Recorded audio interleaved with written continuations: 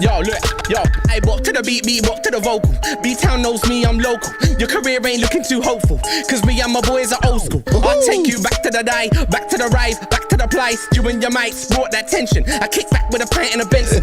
Make takes with a smile on my face, and you bring war like you're getting paid. And I don't care why you're so heated. Beefs in the air, and yeah, I feel it. Seems your boys are often treating life like open season. You're back to the bone for no good reason. This ain't what I like to see, and I bosh on the rhythm on top. But the red caps weren't too hard to find, so I bought a red cap. I was like, I'm a Limp Bizkit fan now, and that's it. And so I repped it. And then at school, because, you know, my real name's Davey, not that anyone calls me that now, but people would call me like Big D, Big Dave. Yes. I was a fat kid too. Or Big Red, or Red Cap. And when I started wearing red cap, they'd be like, hey, Red Cap. They just say that to me. And so I smushed it together, Big Red Cap. Ladies and gentlemen, please take your seats. The show is about to begin. Welcome to the Human Observer. Welcome to the only podcast that deals in the real and does it dope every single time. Leave us a like and a subscribe on the way. Yeah, I'm your host, Lunchy. And I'm Pabs. And tonight we are taking a journey into the heartland of the underground hip-hop scene, and we are very, very proud to present to you a fan favourite. Yeah. One of my favourites. Yeah. The one, the only, the biggest, the reddest, the Bigredcap. Welcome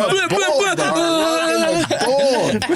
Thank you, bro, for coming on tonight, man. We really appreciate your effort. It's I'm not gonna lie, I've been a fan for a while. Been a fan, and fuck, bro, I've been digging. Like one of the perks of our job before we get guests in, we do a lot of homework. Yeah, right? Yeah, of course. And that includes listening. In our case, re-listening. Right, so it's just dope, man. I'm gonna sing your praise now. So later, when we cut you deep, you still like me.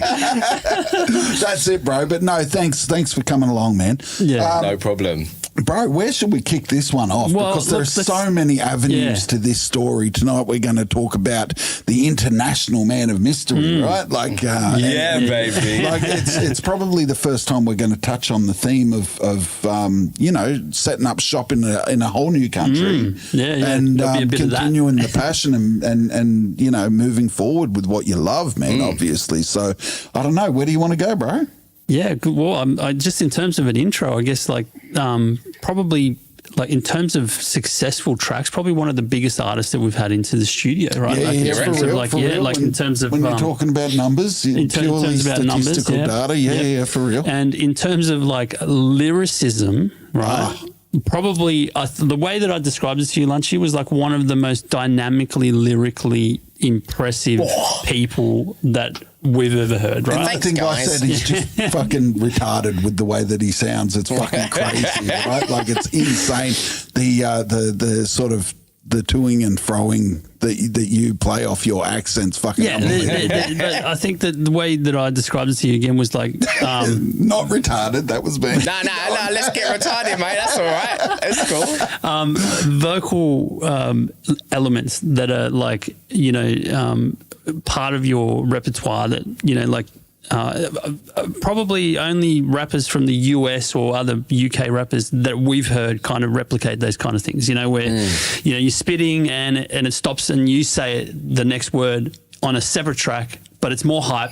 Right? It's kind of like it bounces off. Yeah, a little bit ad-libs, but it's part of the core lyric, right? So it's kind of like this device that just hypes up your whole lyric. Do you know what I mean? Yeah, I know what you're talking about. And there's a lot of that in your tracks, So if you haven't heard Bigredcap, you need to like maybe not stop the video right now and go and finish watching this video. But the link will be in the bio, right? In the description of this video. Lots of albums, bro. I think 8 albums, 4 EPs. What's the count, bro? I don't know. I try. I like to do my word for it then. One a year. I don't know how many there are. A long career, right? I like to do one a year. Yeah. Like that was my aim. Like I think there was like obviously when all the madness happened, I did a year where I didn't put anything out, and then That was the year you didn't put anything out. The madness. You're referring to Corona? Yeah.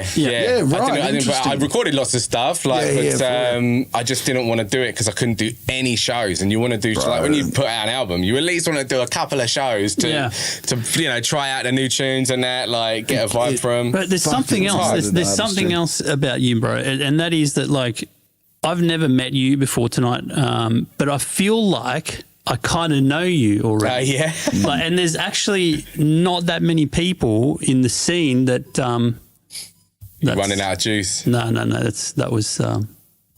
There we go. There's not that many people in the scene. Yeah, there's not that many people in the scene that. That sort of carry that. Say that about. Yeah, that kind of like and it's weird. It's I feel kind of weird about it. I don't know. Like I'm just a poor building connoisseur. I think. Like I've always been pretty jovial. Yes. You know, in music. I have serious songs as well, but like I'm always quite jovial. So and I'm quite jovial when you meet me as well. It's the word I always use, jovial. I just, you know. You know what I mean? Not bubbly, because, you know, your fucking auntie's bubbly. Oh, they say I'm bubbly, don't they? You know what I mean? Jovial's, I just listened to your Cannibal track, bro. Exactly, You know what I mean? It's not bubbly. Good variety of tracks is there. For everything from, like we were talking about before the episodes, like Limp Bizkit. To like full dance fucking techno segue, tracks, bro. Like because to hardcore hip hop. You know what I mean? Like and everything in between. Yeah, sorry, go on. No.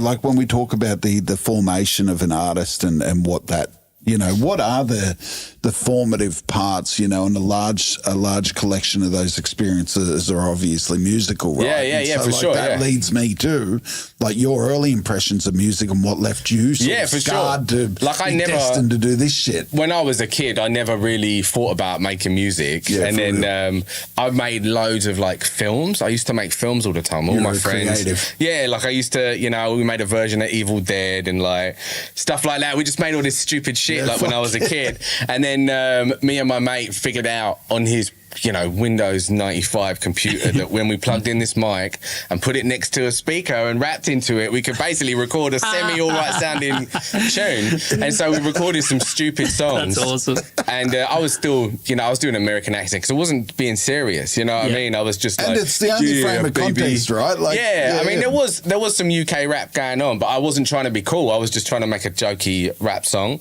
And then so I was, you know, and I rapped in an American accent for a little while. And then I remember playing it to some people at school and that. And then I remember playing it to some people at school and that. And people were like, that's not you. And I was like, yeah, it's me. And they were like, it's pretty good. Obviously, it wasn't good, like looking back on them. But we've tunes. all got those asshole friends. But when I was a kid, like people told me it was cool. And then so I was just like, you know, maybe I do want to do this. And then I just started doing it properly. And then I was like, obviously, I can't use this fucking American accent that I'm using. And then, real. You know, I listened to a lot of American, but I did listen to UK stuff as well. Like Wiley was big then. He's like my favourite MC, like favourite rapper. But I also listened to a lot of Limp Bizkit too, right? So it was like to me, when I decided that I really need to like hone in my voice, what is it going to be? I think it's a mix of that high pitchedness from Fred Durst, you know, like mic check. So what's it all about? But then it's, you know, Wiley has these flows that are like really skibby, you know what I mean? Like garage, I don't care about garage. Listen to this, they don't sound like garage. So then I was just like, all right, I'll mix them together and accidentally sound a bit like Dizzy Rascal, but I didn't mean to do that. That's just how it ended up happening. So that's kind of where it went. And then it took a long time, but now I'm very used to my faster lyrics voice. Than your average rapper too, right? Your average BPM on a track is close 140. It's just 140, just because it's that's the grime tempo, and I listen to a lot of grime. That's like that's where my heart is. You know what I mean? That's the music I love. I mean, you know, in saying all of that. And one of the questions we typically try and ask, and it's usually nearly impossible for artists like yourself, try and define yourself in the hip hop genre, because you've just got a vast catalogue of different styles. And can you nail it down, bro? Not really, no. I'm just an artist, innit? It's one of them. Real. It's just like that. I just try and be like a normal person that's creative. Yeah. You know? So People might, you know, I mean, there are artists out there that do it. I'm just trying to think off the top of my head. People that are like that. Post Malone, yeah, but he is like that. Like, he does lots of different styles. Everyone just tune in because they love Post Malone. He's such a lovable guy. Yep. I remember when he first came out, I was like, who the fuck is this knob? You know, just because I'm a bit of a dick, you know. You just judge without thinking about it. He just looked like a bit of a knob. Yeah. And then I saw him in some interviews and heard some of his tunes that were dope. And I was just like, mate, this guy is a legend. You know, even if he's got some super vapid lyrics. I don't think he believes a lot of that stupid shit he says, you know? He's just singing it because it's, you know. He's tapped into the market, right? And exactly. He's getting to do, I get the sense, like, once you do breach that glass ceiling and you reach those stages, you have to have some commercial appeal. And so, like, what I'm interested in is, like, what's his shit? You know, what's he invested in? I think with Post Malone, like, he got his name from a name generator. And I think most of these people... Really? I think most people know that his lyrics are just the lyrics to the song because he's just making a fucking song. He's not pouring his heart out when he's just like, Versace boxes on my dick. You know what I mean? When he's saying shit like that, he doesn't care. And I think everyone knows he doesn't care. He's just saying whatever. He's being real. He's being real with it, right? He was a Minecraft YouTuber back in the day. That's what he was, So, like, which will be the story now for like back in the, I always think, like, if my shit was out when I was a kid, like, if people saw that... He's that kid that made that fucking Evil Dead film. Yeah, exactly. You know what I mean? But to me, I feel like that would be mortifying. But I think now, like, nearly everyone, especially the way it is now, every superstar is going to have a past online. And you're going to get used to it. You know what I mean? Like, back in the day, it'd be like, before they were famous. Whereas now you can just look at before they were famous because it's just all there all the time. This ties into a long-standing theory that we have. I have...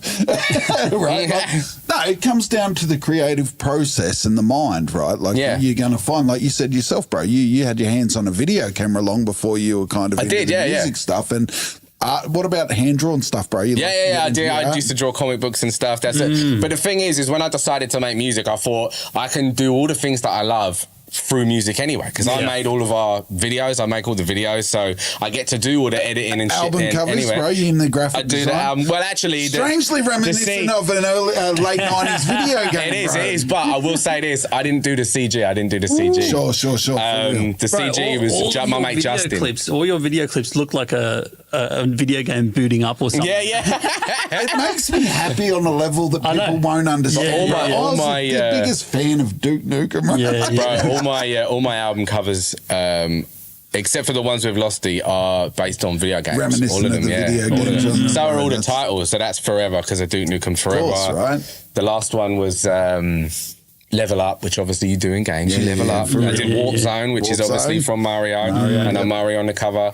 Extra Life was another one as well. It was an EP, so I didn't have a game thing on the cover. It was still a CG me, but Extra Life is still very much a video. My next one is called Nemesis, by the way. No one knows that yet, but that is what it is. It's called Nemesis. Exclusive, you heard it here first. And I've done most of the case. Exclusive, baby, worldwide. But I've made it like an old PlayStation case. So it's got the PlayStation thing up the side. It's got all the ratings on the back and that. Like, it looks cool, man. Bro. But it's just fun, you know. While we're here, right, and you know I'm going there. I got to go there, right? Let's talk about mental health. Let's get it out of the way up on Front Street. Bro, let's talk about any ADHD? No ADHD for me, no, nothing like that. I'm super, super, super boringly level-headed. Yeah, okay. I think I internalise most of it, you know what I mean? You know when you just talk to yourself. You don't talk to yourself, but that person inside you is always like, oh, mate, look, you're a fucking loser, but just get on with it, you know what I mean? No, bro, and funnily enough, I was going to touch on your age, right, real quick, because, like, you're in the age bracket that a had lot the best of people... of both worlds. Well, you did, but they weren't handing out diagnoses as often in your age bracket. Yeah, right? but I honestly, I just don't think I have. I'm convinced he has a mental No, I just don't think I do, man. I don't think I do. No, for real, bro. No, it's super interesting to me, like just that element of it, the mental health stuff with the creatives. Yeah, bro, I mean, I get it. There's lots of similar tones to what I think I just enjoy all of this stuff. Like I do all this stuff, but at the same time, I can definitely sit down and not do nothing. Yeah, and you know, with ADHD, often like you can't fully do that. You know what I mean? Yeah. You know so what I mean? What do you think drives your creativity? Because Lunch is convinced that you must have. You know, it's a joy, isn't it? It's a joy. It's pure joy. I feel like it's one of two things most of the time, and this is the second part of my theory that I've slowly been learning. Right? Is if it doesn't necessarily have to come from a place of a deficit, right? A diagnosed deficit, but low self-esteem is another huge one for creatives, because what happens is you encapsulate yourself in a world where you are responsible for the stuff that you're creating. And that is very true. I think that's probably more what it is. Yeah, for real. And like, deep down, like my self-esteem is probably very, very low. Bro, the same. I get that. I definitely think that that's true. Like I've got songs about it, you know what I mean, where I really talk about it, but I don't want to talk about it too much. In my song. Well, I do. I used to not, but recently I've been like, fuck it, I'm just going to put it all out there. Real, you know what I mean? Just get way more legit, you know? Because like complete, like, you know complete. Yeah, like, bro. you know, you talk, the real, like this so is deep and real. We talk about the evolution. That's the reason he's got where he's got, right? We talk about the evolution of the hip-hop game. We talk about the underground scene all the time and the motivating factors that propel it forward. And there is this awesome trend of like saying the truth. Being real, raw and emotional, man. And that's that shit that I'm really fucking digging. Like, it's really, if I'm truthful, it's been my conduit to falling back in love with the music. Because there was this period where you just had this shit, I'm going to be honest. Like, it wasn't appealing to me. I agree. And now we've turned this corner where even all the youngins, man, they're talking about what's on their heart and what's in their mind. And it's like, it's being done with the level of precision that I can enjoy now. And I'm just oh, you're back. You know what I mean? You're back. I mean, when I go back and listen to like even, 4 or 5 years ago when I did that Warp Zone album, like there's nothing too exposing on there. It's like I did a guarded, song, right? I did a couple of songs that are about a few things, but it wasn't surface level, but I didn't go as deep as I do now. Like when me and Losty were making our album, Losty's very much more like that guy's a beast, by the way. He is. Oh, man. We got to get Losty in here, right? Bro, he would love to come down here, man. I mean, he lives in fucking Sydney, so it'd be a bit of a drive for him, but I'm sure he would do it. No, we'll tee it up, man. We've got to get him on because he's a legend, man. Bro, notice you did like regarding collabs as well as with Mitch the Menace. I did. Yeah, fucking hell, bro. That guy's also a beast. Bro, you know what as well? Like, I got lucky there, man. Like, I just... we were at some I can't remember where I met him. But just randomly. But I was coming up and there he was still coming up. He was working with a lot of people. I got lucky enough to do the tune with him, and then I wanted to do the video, and like it was hard to do a proper video because he was always just all over the place. And I was like, look, where are you? I'll just come and meet you somewhere and we'll just get a few shots together and we'll just get it done. He's like, sick, I'm going to be here. Yes. Went met him, went and found somewhere that looked relatively gully enough to just shoot a couple of shots, so we went and done it. You know what I mean? But he's actually a really nice dude as well. He's actually quite humble. I've met some people that I won't talk about that they are not humble. You know what I mean? Mitch Oss is humble and he's getting where he's supposed to be because he is good. And and now, I'm sure now if I asked him, I don't know. I mean, but I'm sure now they're asking price. There was not a price for me back then, but I'm saying their asking price is probably higher now. And it's well deserved, is what I'm saying. It's like, you know what I mean? He deserves it. If you know what I mean? If you ask him to be on a tune and he asks you for a lump sum, you should probably pay it, mate, because that verse is sick. It's not as though it's not earned, right? Yeah. Like, this is the thing. That's Bro, right. I feel like we're getting distracted from the main event. That's you, right? Like, I want to talk about you and kind of, sorry, before I disrupted you were talking about in some of your more recent tracks, you were going a bit deeper and stuff. So Losty, like he's a bit more of like a, like he's a bit more. He's a bit cleaner, so he's a bit more like of a Macklemore type, you know what I mean? And when we were working on the album together, like I'm not a control freak because it's going to be like ADHD, but I like to have the control. You know what I mean? No. But like I like to have control of the project. When I'm doing my own thing, I'm mixing it, I'm mastering it, I'm recording it, I'm bringing in the features that I want. So when I was working with Losty and the producers that we had, it was like this big collaborative thing. A lot more cooks in the kitchen. Took a lot longer to make the album, and there was compromises that I had to make, compromises that he had to make, but he while doing all that, he opened my eyes to like just this whole, like, I really wanted to be this cartoonish type character. That's what I wanted to be. I wanted to be this cartoon, like, pop in, it's the English bloke, you know, and I'd be like, blood, you know. Where he made me do a lot of deeper stuff, and, you know, he has a lot of singers on his tunes, and, you know, he talked about some real stuff on his songs, and even we had lots of deep chats, you know, together. Like, we chat for hours and stuff in the studio after we're done doing what we're doing, and it made us both want to write songs about these things. Sure. And so, yeah, after doing that with him, and realising that opening up it's good. It feels good, you know. Yeah. And one of our most popular songs called Through My Head that we did is like, I went pretty open on it, and he went really open. Like, you know, he fucking, like, when we did Complete Show the other week, we hadn't done the song in like a year or so, and it brought it all back for him. He got a bit emotional on stage, and wow. You know what I mean? It was legit. Yeah. It wasn't like some fake ass fucking like, he's getting emotional. It's just like he hadn't spat that verse in a while, and at the time. That is really how he felt. And so, and that was our most popular tune. Yeah, bro, I maintain it. Like, it's such a conduit to good mental health, being able to just write let it out songs there, man. in that capacity. And young men don't talk about the shit. We talk about that all the time, but music, bro, you'll get people. Without music, I tell you now, I would be depressed or dead, I reckon. Yeah, bro. It is the absolute... Get something off your chest. Truth, and it could be the tiniest thing. Like, that's the thing. Like, I could do a song where I'm talking about how no one's calling me and I feel fucking depressed, aka a song that I wrote recently, right? Yeah, right. That's how I felt that week. That's how I felt. I felt alone. Like, I just moved up to Rutherford like a few months ago. I didn't know that many people up there, and I was like, I'm not hearing from no one. I was just having a day where I felt low like that. Yeah. And then so I bottled all of that up, put that whole feeling into a song. It doesn't mean I'm depressed all the fucking time. It was just that feeling, and it got it out for me.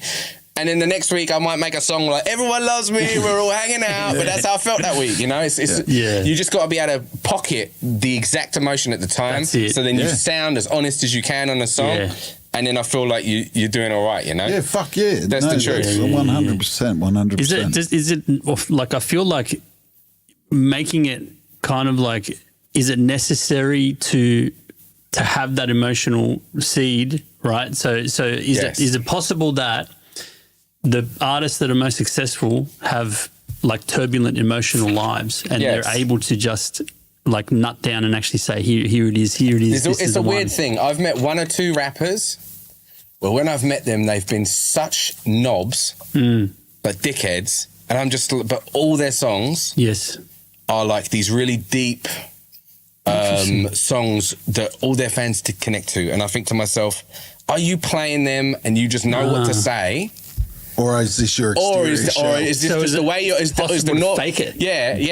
But this is a question I have. It's the same as you, because when I'm like, every time I've ever met you, you've been a bit of a fucking knob, and like you're just this, you know, this guy that's just a dick, and I don't see you being nice to anyone. But then you do these songs and you're just like, I'm so fucking depressed, bruh. Like, you know, like that's not an impression of them. That's just whatever. Option 3, right? Like, perhaps that is their hard exterior shell to the public. You know, and if you are that, you kind of, you know, when you're around a bunch of rappers, you might just be acting a certain way. You know, you're not going to be vulnerable, right? Like that's not cool, right? Like, but it's becoming cooler. I mean, look, I mean, complete. You know, OMAC, all of them dudes. You know, Bit of Belief, all that. Like, we've been on a few tours. You know, and we've got to hang out with these dudes. All of them are just legit.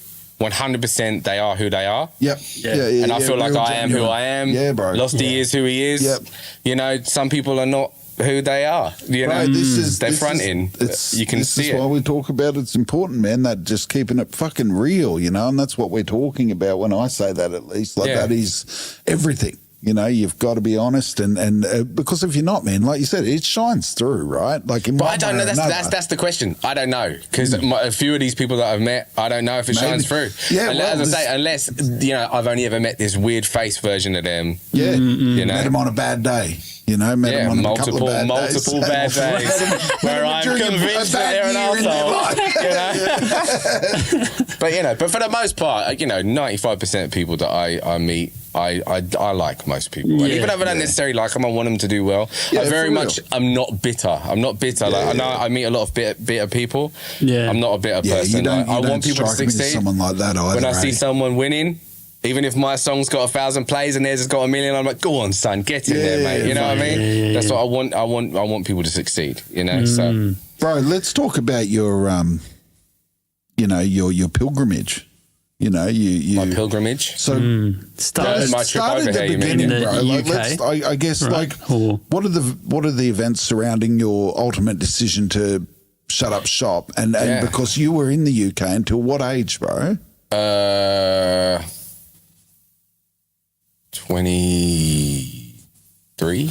Yeah, see, that's I mean, you're well established in the UK by this point, right? Yeah, I mean, like, I feel like I've surpassed where I was in the UK now over here. Yeah. But I suppose that I haven't. But you know what I mean? Like, it's in the UK, I had my crew, I had my boys. Multi-Finish was the name of our crew. There was 4 of us. Yeah. You know, we did lots of underground shows. We went to like lots of house parties and that, and just were MCing over the beats. Went to a couple of grimy like shows and that, and everyone just passes the mic around, just like blah, blah, blah, you know.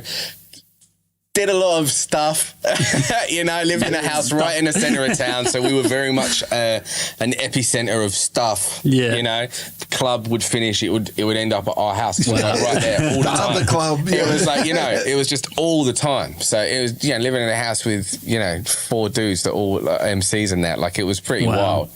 And then, I don't know, like over time, in the UK, everyone does a lot of cocaine, right? That's the thing. Yeah, and everyone was doing it. It's cool. Like, I did it. We all did it. We were selling it, doing it, whatever. We were doing everything, right? Yes. But over time, I started not liking the coke so much, because I was just like, mate, I'm a knob when I'm on coke.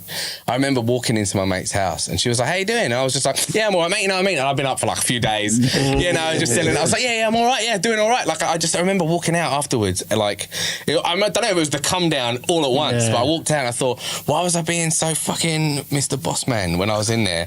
And then I started thinking about, you know, just the fact that the coke was making me a bit of a knob, you know, and I wasn't hanging around with the same people as much, you know, and then when people were going out to the even just to the pub, everyone was just doing coke, and everyone was constantly going to the toilet, doing coke, coming back, acting more like a knob, and I wasn't doing it anymore, and I was just really noticing it, you know what I mean? Not my boys so much, but just everyone around us. It was just a thing. Once you pass that stage, it stands out. Yeah, and it was started to stand out to me a lot.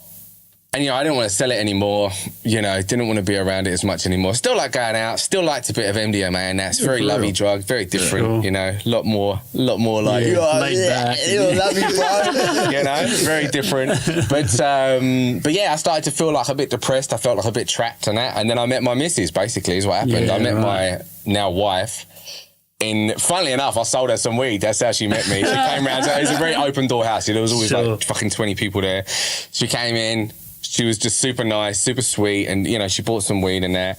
And then everyone else went out, and I just stayed at my house, and we ended up just chatting for fucking hours and hours and hours and hours. And then everyone came back, and we were like, oh, shit, like, it's fucking, like, 4 a.m. Yeah. And so I just said, oh, let's, you know, I'll take you on a date and that. And then we went on a few dates, and then because she's Australian, so her visa was running out.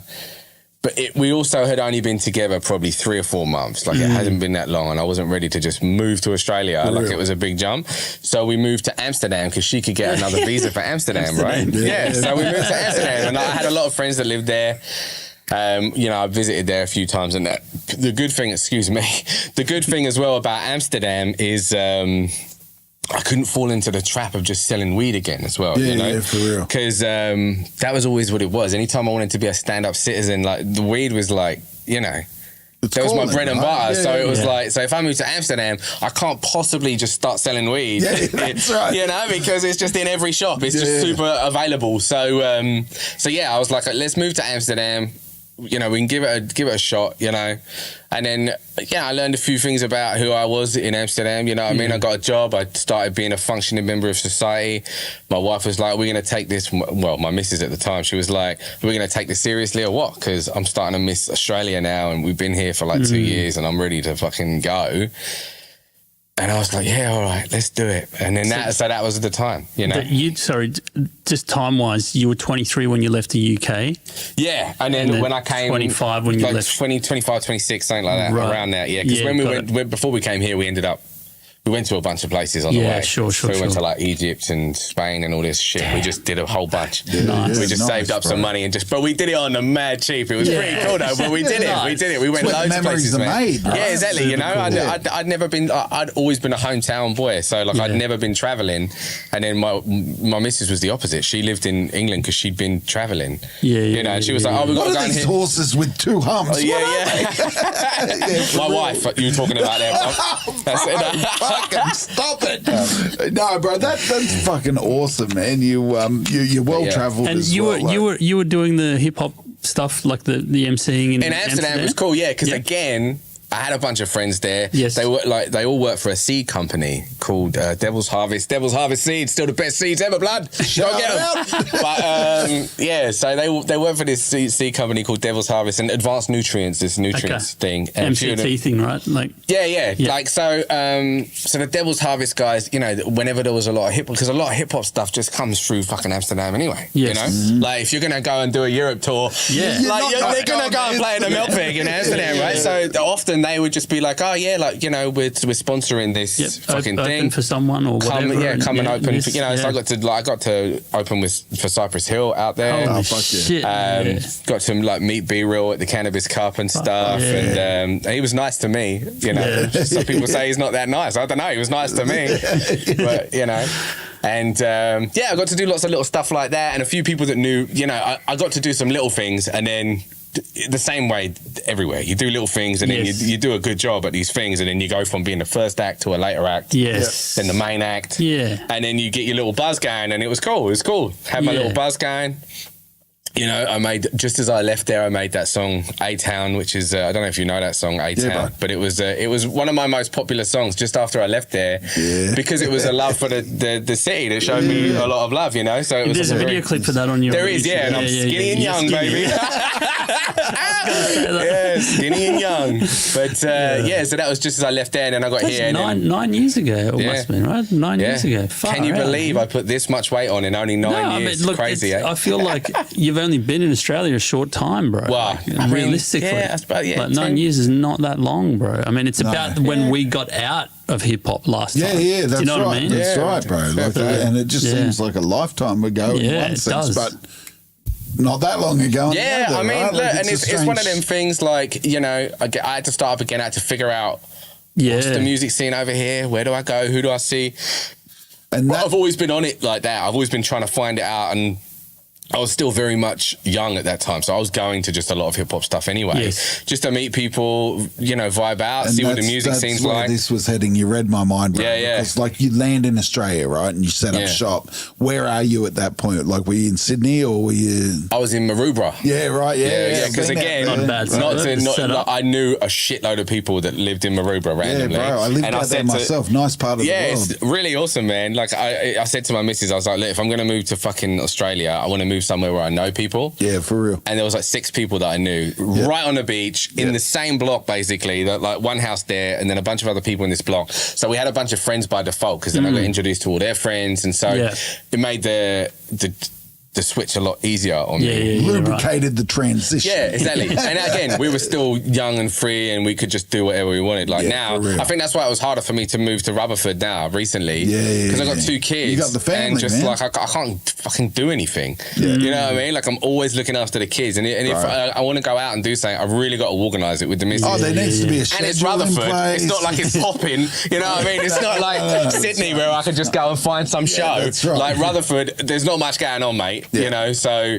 Is your wife conspiring against you, man? I mean, look, she's the one who wanted to move. No, but it makes sense. Get him out of here, with the chicks and with their kids now. You know, we moved up there because her sister's there, her dad's there. Yeah, her brother's close, like, and you know, we got no one otherwise, and so this is a big help. You know, they can help us with the kids. Plus, our kids will know the family as well. You know, what I mean? Those connections. Like, I didn't have that so much when I was younger. Like, we moved to Brighton, and all my family was up in like Leicester and all these other places. So we were very much not the black sheep, but we weren't as close. So I don't have that big connection to my family like she does. She's really close to her family because she was around them all the time. It's nice, Like, it's nice to have nice to see that she has it. I know what you're saying. No, like when you don't have it yourself, like you really appreciate that. Like it kind of bums you out a bit, I guess. Yeah, but I mean, like, it's good. It's good. It is good. It's good. Yeah, for real. It's nice. So how do you land then? Like you go Maroubra, establish this new network of support with friends and all that sort of stuff, man. Any MCs amongst them? How do you tap in? That was my question. How do you tap in, bro, to the vein? I was just asking around everyone all the time, like, who MCs? Where can I go? Where do I go? And like people,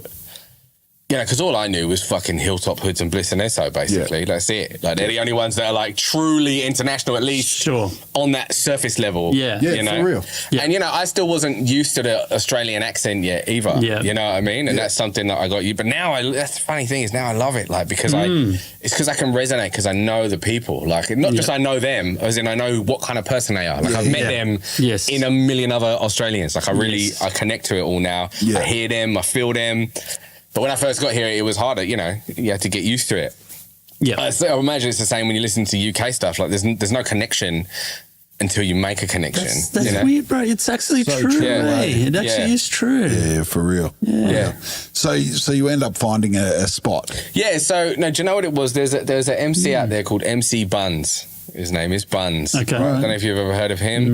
No. He was in this crew called OGKY with Sesk. You know Sesk? Of course. So, but I knew Buns, right? So, Aboriginal dude, super nice dude, just the nicest dude. And he's like a super dope rapper. And I was like, fuck yeah, I found a fucking sick rapper, like straight away, And so he introduced me to a few people. He told me about Hustle Hard, Hustle Hard, the channel Hustle Hard. And then I spoke to Gunster at Hustle Hard and asked him to put the A-Town video on there, even though I'd already put it out. I was like, can you just put A-Town on there? It's like the most recent thing I'd done. I just moved over here. I was like, can you stick it on there? Yeah. So people see that I'm over here now. Yes. And he put it on there and, and a few artists from there hit me up. Yes. And then people come, they go in your life, you know what I mean? You meet people that, I vibe with these people, that people. I go to different shows, and then eventually you find the people that are at least on your wavelength, you know what I mean? People that become like your boys, your crew, like Losty and Umphy and people like them they're my guys. Yeah.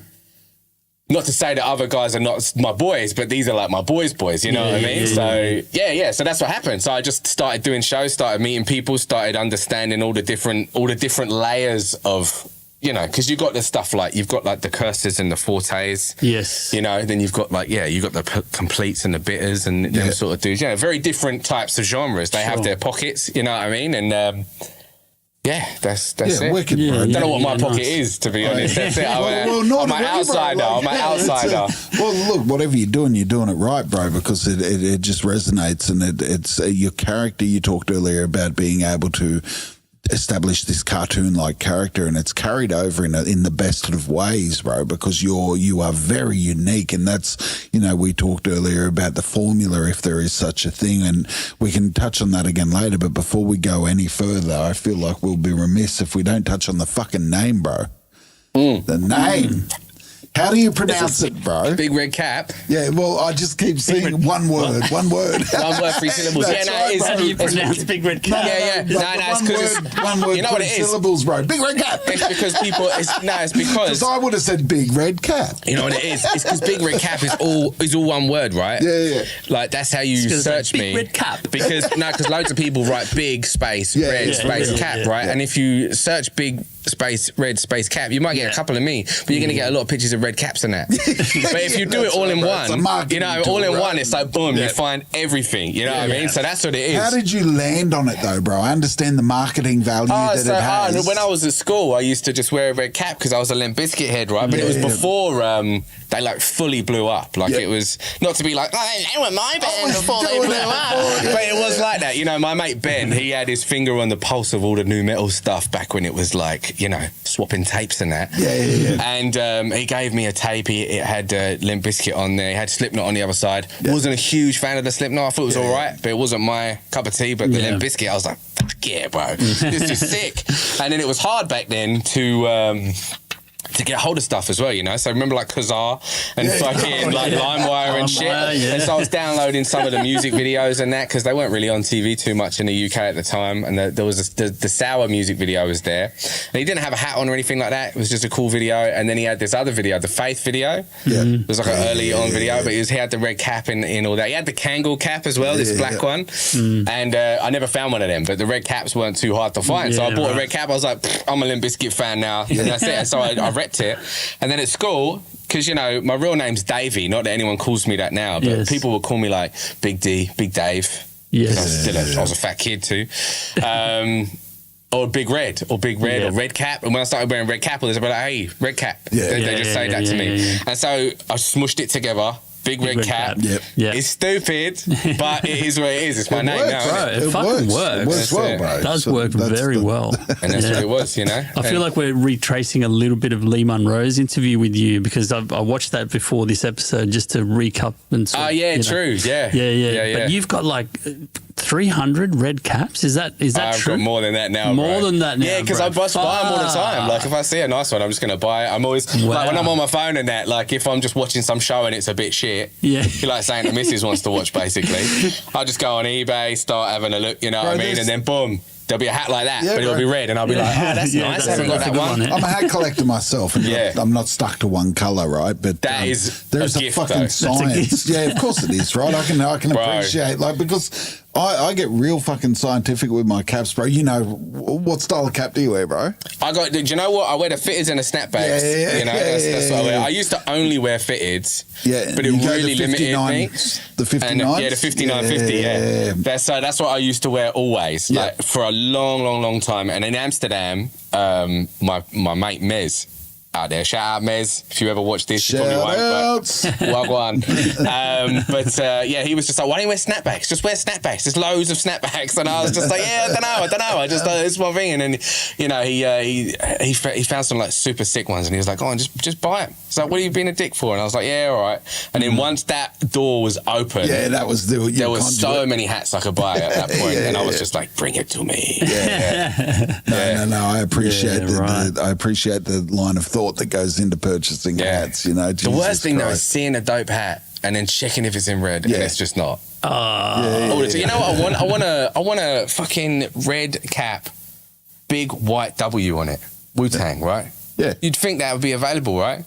Bro, we found something we can hook you up with after the show. I'm telling you now, mate. Bro, what's it called? What's that shop called? We'll hook him up after the show. You can't remember it though? Because I want to shout it out. I wasn't going to say that. What, a red one? Lids, bro. A red one with just a white... Bro, you customise your own. The style. Yeah. If it doesn't exist, you make it.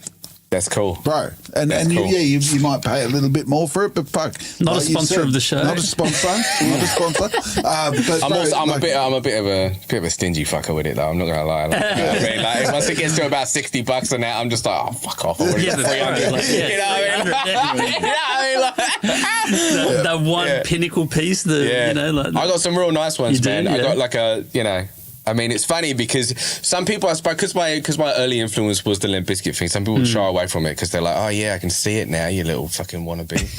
But I mean, I was when I was a kid, but I'm my own person now. But like, I got this Limp Bizkit one, man. It's got these like thick Limp Bizkit letters across the top of it. It looks so dope, and I was just like, that's my favourite hat right there. I got another one as well. It's got all these stars on the bottom here. Right. And it's kind of, I suppose it's supposed to be like the flag, but I mean, it's not about the flag, but the stars under here. And it's got like this word, it's got problems across here. I'm just waffling about hats now. But bro, I love it. When I wear that hat, I'm just like, this is one of my favourite hats. Every time I look in the mirror, I'm like, you know? Bro, it's part of your personality, right? That's right. Like at the end of the day, this is what it is. Nothing worse than ordering a hat and getting it. Not only two things actually, getting it and it's like this in some bag, and you're like, bruh, what are you doing? And then the other one is when you put it on, and I don't know, it's just like a weird fit. Like there's something about it, like it's too small at the top or something. And it's just like, and you're just like, what are you doing? It gets relegated. It just goes on the shelf, and I'm like, I might wear it one day, I guess. And you know you're not going 40 bucks gone. You know what I mean? At least I can say I got 321 now. That's right. That's actually one for every day of the fucking year, basically. Right. That's just the real talk. I mean, when I used to work in the office, you know what I mean? It was good because I would go in an office every day, so I could wear one every day. Like, it really felt worth it. Nowadays, right. I'm barely out in the public, you know what I mean? So I just wear the same hat all the time. Are you working at the moment, bro, or you like... I work 3 days a week. I just do 3 days, The rest of the time I try and just do music and grind it out and get some... Living the dream, bro. I mean, look, the 3 days, like, definitely pays the rent and pays the bills, like, no matter what. It's like the bare minimum. It's like, this is what you need to pay the rent and to, like, you know, do the shopping and put the money in the bills and the savings and that. So I get that out of 3 days, and then the rest of it's like, well, I look after my kids as well, but like on Friday every day, I'm in the studio every Friday, and it's just like, right, today got to try and figure out a way to make some money. You know what I mean? I've got to justify that day off that I have on Friday to the wife, you know, because we put the kids in daycare. That costs money. So I got to, you know, weigh it out. I got to be like, all right, I need to go and get on a banger. I need to get some royalty in here. I got to do this, you know. Interesting. And, you know, obviously when all the madness happened, the COVID shit, like, it really fucked me over. Wow. Like, because all the dance tunes, like, they do bring in the money, you know what I mean? Like, because they get played all the time. And so they get the royalties, and then APRA comes in, you know, you might get like 5 or 6 grand randomly on an APRA because you're on all these different tunes. And I'm like, cool, that literally, this quarter now, I've just justified my Fridays, you know? But then when COVID happened and there was no shows and no DJs playing nothing, no one really releasing anything, I was getting like $200 or $300 on a quarter, and I was just like, oh, fuck.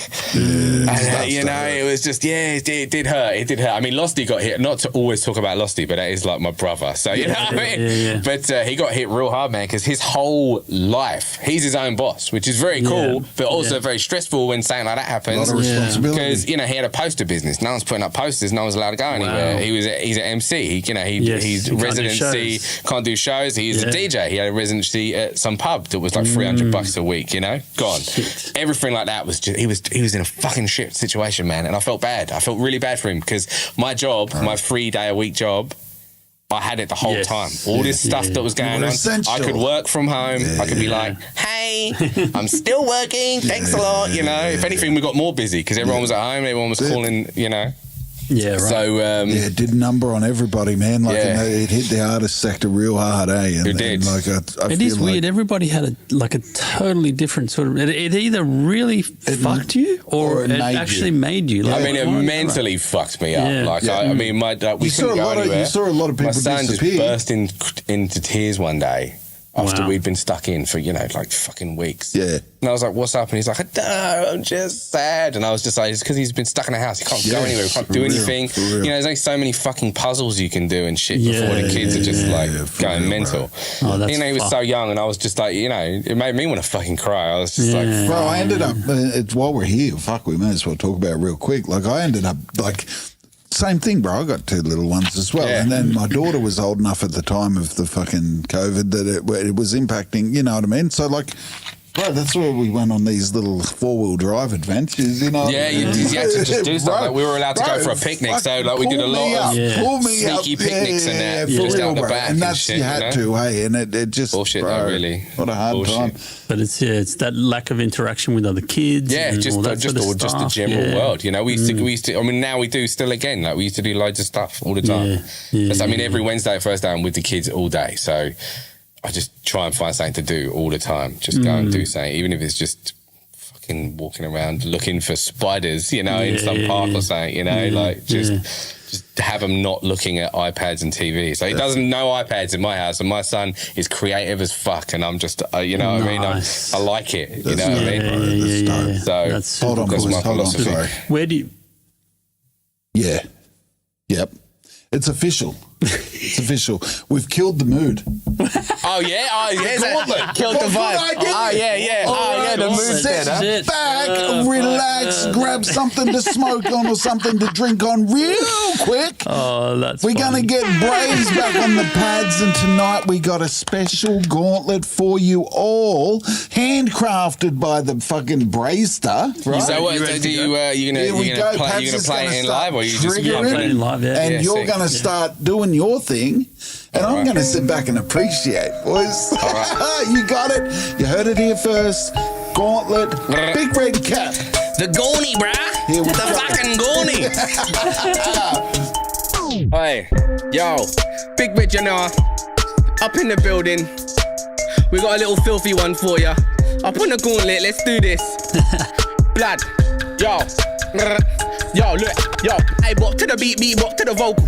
B-Town knows me, I'm local. Your career ain't looking too hopeful, cause me and my boys are old school. I'll take you back to the day, back to the rave, back to the place. You and your mates brought that tension. I kick back with a pint and a Benson. Make tapes with a smile on my face, and you bring war like you're getting paid. And I don't care why you're so heated. Beefs in the air, and yeah, I feel it. Seems your boys are often treating life like open season. You're back to the bone for no good reason. This ain't what I like to see, and I bosh on the rhythm on top's my position, and I hold it tight. Fuck all the aggro, you ain't bad bro, neither am I. I just wanna have a good time, I just wanna get paid and get high. I just wanna get laid and get rhymed. So cliche, but why would I give a fuck, man? Finally back on the top of my game, and I spit more flames than a furnace. Does it make sense when you want beef with a crew that knows you're worthless? I don't think so, no, I don't think you'll ever get it. This is for my paranoid, ignorant, schizophrenics. How was that one? Yeah. Just got a whole fucking there you go. in here, bro. Just warm it up. Jesus. Yeah, so back to that depressing shit, right? So Bro, that was fucking fire. Thank you. Thank you. I just, my nipples are a bit hard. I'm going to be honest. Jesus Christ. Yeah, that was sick, bro. Thanks, lad. Sick. Absolutely. This is why we love this fucking guy, right? Yeah, it's part of the reason, right? We love it, bro. I am curious, bro. I want to know, like, because you're. This could be completely wrong. Just as an outside observer, it seems to me now there's something happening. Like you're talking about how you kind of are a little bit, you know, you live in the family life. You're kind of doing your thing. But like, bro, it seems like there's some momentum building, right? Like, so you've just dropped your last album, Forever. Yeah. And, I did, yeah. Yeah. So when did you drop that, bro? That wasn't that long ago. I quietly slithered that one out about 4 months ago. Yeah, bro. Because that's right. So like, what the master plan, bro? Like, what are you thinking? Where to? I mean, I don't know. I mean, like, here's the thing: is like, obviously, I mean, I'm not a marketing guy. Like, I'm not a social media guy. I don't know. But here's the beauty, bro. It almost seems as though you don't need to be. Like, your you do. Your reputation does precede you, bro. Like, I don't think so, man. Not. I mean, like, maybe it might appear that way, but it certainly appears that way, bro. Like, it's not that way, man. Like for every. You know, I might be on some dance tunes that are on like 2 million, 3 million or whatever. That's cool. That is cool. Sure. But my album, you know what I mean? Like, I'll get the odd single that like seems to just pick up and randomly ride the wave. And then it'll be in like a bunch of playlists, or, you know, Spotify will just send it to everyone, which hasn't been happening so much recently, but it used to, you know, and so they'll send it to everyone, and then, you know, I might get 40, 50,000 on a song. But then, you know, my album, like, most of the tracks are on like 1,000, 2,000 plays, whatever. Like, it's not a lot. It's, you know, I mean, where do you record, bro? My house. You got your own studio? Yeah, everything's all just at my house. We have a term for that. Encapsulated artist. It's called self-sufficient, my friends. Do you film your own clips too? I get that impression. I do. Yeah. I haven't done it for a while. I haven't. If I don't even notice, but I haven't done a music video in like 2 or 3 years. Right. Like, when me and Losty did our album, I wanted to do a video for every song on that album, first album. And we were 2 tracks off of doing that. Okay. You know, but each time we did one, like, it was just getting less and less views, and it was so much time and effort. Yeah, especially with both of us. You know, my wife was pregnant, or about to be pregnant. I don't know. I got 2 kids. There was a lot going on. I maybe lost his wife was pregnant. I don't know. There was a lot of shit that made it hard for us to get them all done, but we were getting them done. But it just got hard, you know. It just got hard, and we were just like, look, the album's done its thing. Yes. We've done our videos. Like, doing another one now, it's just, I don't know. But I don't know. It's one of them things where sometimes things ride the wave. Yeah. Most of the time they don't, you know? Yeah, okay. Because you got some gigs coming up, right? Yeah. I feel like we should probably put that out on Front Street, because we're going to be at one of those. Yeah. And that's in Newcastle. The one in Newcastle is not this Saturday, but the Saturday after first. On the first. So when people are watching this episode, will be on Wednesday next week. Right. So it's actually this weekend. Catch THO. Yeah, that's right. Bigredcap. This weekend, catch them at the Laneway Hip Hop Jam. Yeah, right. Come out and support, because it's going to be fucking dope. There's a huge lineup. King. King Street Hotel. The King Street Hotel. Is that what it's called? King Street Hotel? Oh, no, Star Hotel on King Street. Sorry. Let's just make shit up. No. It's the Star Hotel on King Street. Star Hotel, King Street, Saturday the 1st, 2 till 8 p.m. And then in December, I've got another one, which is like, it's actually basically like a heavy metal one. It's called the Gala. Oh, yeah. Where are you doing that? It's also in Newcastle. It's in a Newcastle hotel. Yeah, okay. Newcastle hotel. Dope. But I did one before, and like I was just like this random outlier act that they threw in, you know. But then when I went down there and that, like it was a real good vibe. I was there on my own as well. Like I just went down there and just met everybody down there. Lots of the bands were like really cool.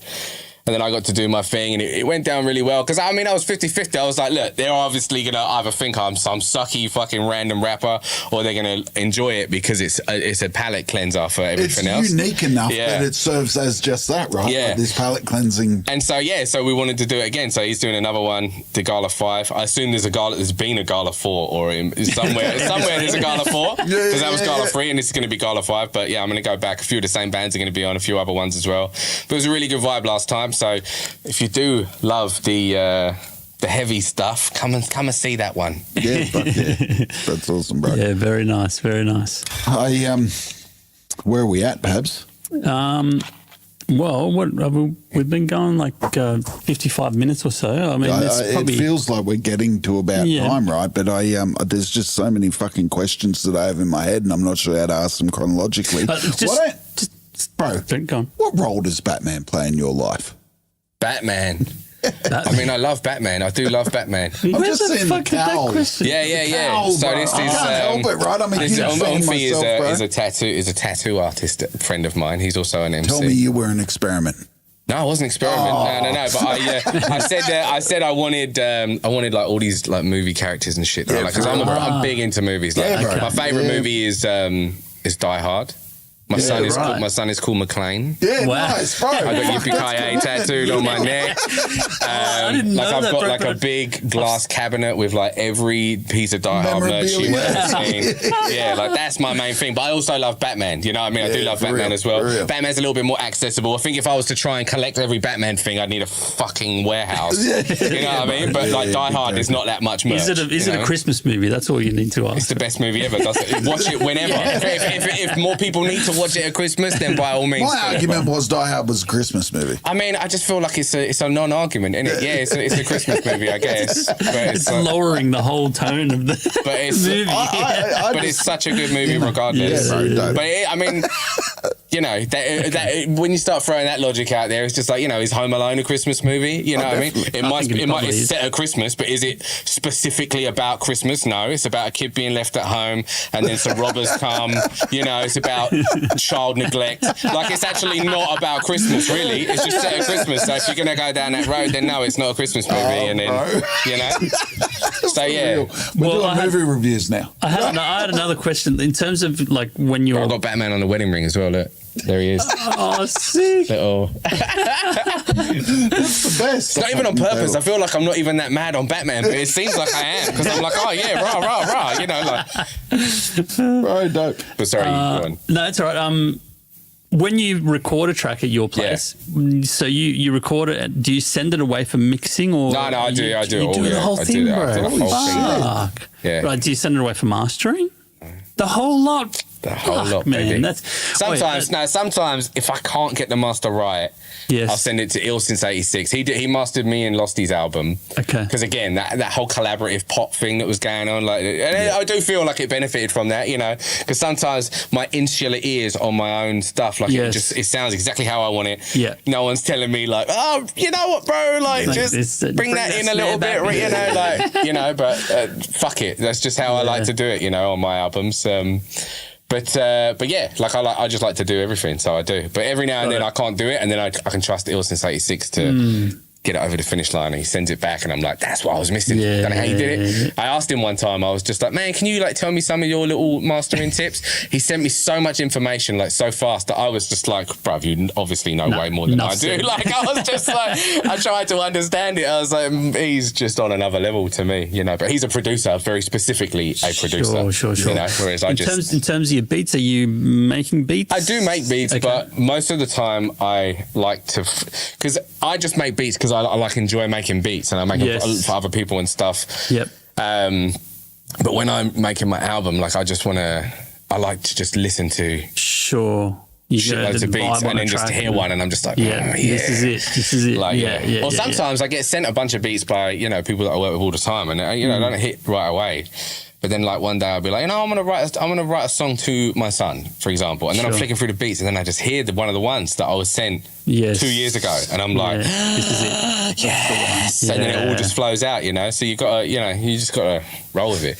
Yeah. And in terms of like, so your YouTube channel, I mean, it's kind of probably millions of hits, right? In terms of like the absolute numbers, I don't know. It could be no idea. Probably not. Yeah. Who knows? But there's a lot of like high these days performing videos there. But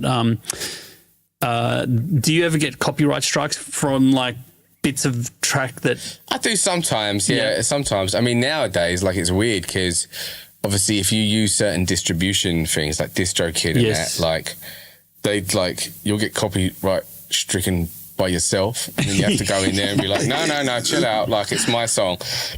And like it's like TikTok fucks you about like that all the time. You try and put a clip of one of your videos on there, and it will like mute your video, or it will remove the video or whatever, until you prove it. But by the time you've proved it, and it's like put the sound back on, it's no longer like in anyone's feed because it's been fucked over. So it's a bit of a ball like that shit, but. Yeah, it does happen sometimes, Mostly by myself, though, not from the samples usually. I used to make loads of mixtapes. So when I first came over here, I was doing these mixtapes all the time. It was called I Jack Beats All Day. That's what I did.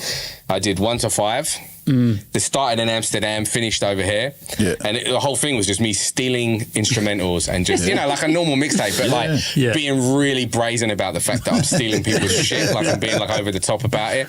And like even stealing just underground producers' beats and being like, I got your shit, I'm making bangers, what are you gonna do? Like, you know, it was like a big kind of joke, you know? Yeah, right. And but I decided to end it. That's when I started doing all of the EPs and the albums and stuff. So I was like, I want to stop doing this stupid shit. Like, take it a bit more seriously. You know, it's just like, you know, I mean, even though it was good, you know, I loved handing out those mixtapes and, you know, I love people who were like, oh, I heard that Britney Spears track that you did. And I'm like, yeah, you like that, you know?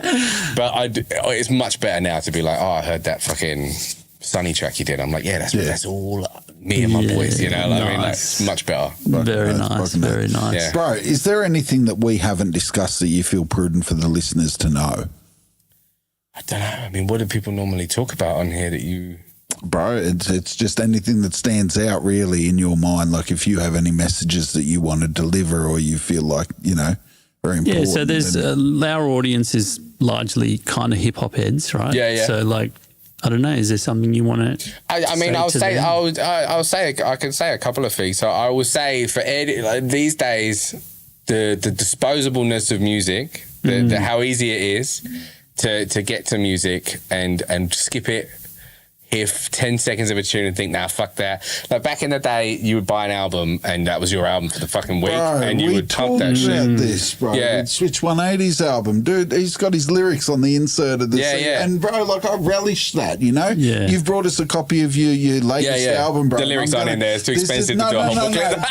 The point is this, bro. I'm going to put that CD in and I'm going to listen to the like entire an album thing, bro. That's how I still do music, you know. Well, regardless of that, what I'm really trying to say is just that, like, I think that if you even like someone a little bit, you should like fully give them a chance a couple of times because you're not always in the mood. Just like I'm not in the mood to write to some beat one day.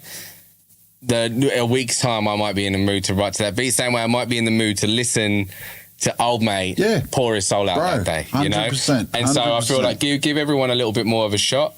Don't be bitter. That's another thing. Don't be bitter. Just let everyone win. If everyone's winning, that's all good, isn't it? Everyone just win.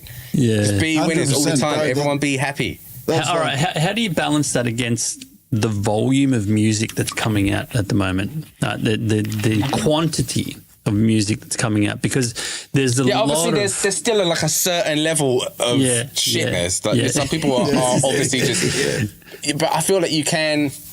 It's true. I mean, there is that flip side that obviously social media has opened the floodgates. I'm not saying that isn't a problem as well. It is. Yes. But I still think that the disposableness is still a very valid thing, you know? Yeah. Like back in the day, I remember Crazy Town? You remember Crazy Town? Yes, I bought their album and there was all these like super heavy tunes on there, right? And when I first heard it, I was like, what the fuck is this? Like, was it? But then it was the only one I had that week. And now like some of them tunes on there are like even now, 20 years later, I'm like, toxic, toxic, somebody get toxic. Like it's just in there. Yes. But back in the day, if I heard fucking Butterfly and then I went to listen to the album and I heard the first tune, it's like, I'd have been like, no, where's the other Butterfly songs? And then you don't find the Butterfly and then you're just gone. Out of your life, done. Wow. And then you just save that one song that you liked to your playlist and you never check for them again, you know? So that's what I'm talking about. But yeah, obviously there's a lot of crap coming out as well. Pick and choose wisely. Some people put more effort in than others do.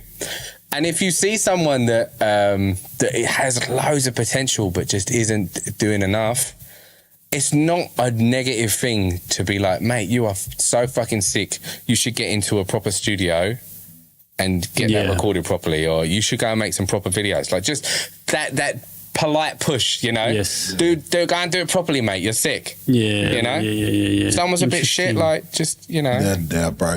Shout outs. I mean, who are we shouting out? Fuck.